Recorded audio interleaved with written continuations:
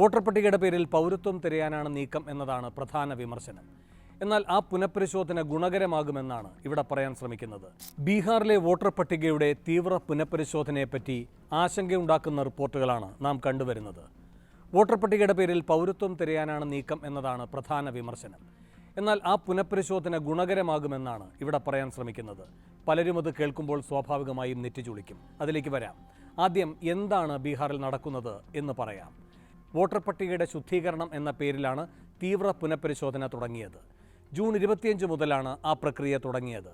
September 30ഓടെ അന്തിമ voter പട്ടിക പുറത്തുവിടും എന്നാണ് കമ്മീഷൻ പറയുന്നത്. 2003 ഇതിനു മുൻപ് കമ്മീഷൻ ബീഹാറിൽ ഇത്തരമൊരു പ്രക്രിയ നടത്തിയത്. അന്നത്തെ ലിസ്റ്റിൽ പേരുള്ളവർക്ക് ഇത്തവണ ഒന്നും ചെയ്യേണ്ട കാര്യമില്ല, മറ്റുള്ളവർ ചില കാര്യങ്ങൾ ചെയ്യണം.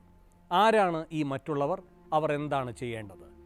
1987 ജൂലൈ 1 ശേഷം ജനിച്ചവർ ജനന സർട്ടിഫിക്കറ്റ്, എവിടെ ജനിച്ചു എന്ന സർട്ടിഫിക്കറ്റ് എന്നിവ ഹാജരാക്കണം. 1987 ജൂലൈ 1 2004 ഡിസംബർ 2 ഇടയിൽ ജനിച്ചവർ ജനന സർട്ടിഫിക്കറ്റ്, ജന്മസ്ഥല സർട്ടിഫിക്കറ്റ് എന്നിവയ്ക്ക് പുറമെ രക്ഷകർത്താക്കളിൽ ഒരാളുടെയും ഇതേ സർട്ടിഫിക്കറ്റുകൾ ഹാജരാക്കണം.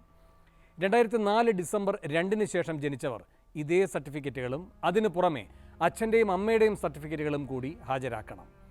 രാജ്യത്തെ യഥാർത്ഥ പൗരന്മാർ മാത്രം വോട്ട് ചെയ്യുക, വോട്ടർ ഇരട്ടിപ്പ് തടയുക എന്നീ ലക്ഷ്യങ്ങളാണ് കമ്മീഷൻ്റേത്. എന്നാൽ ഇതുണ്ടാക്കുന്ന പ്രായോഗിക ബുദ്ധിമുട്ടുകൾ നിരവധിയാണ്.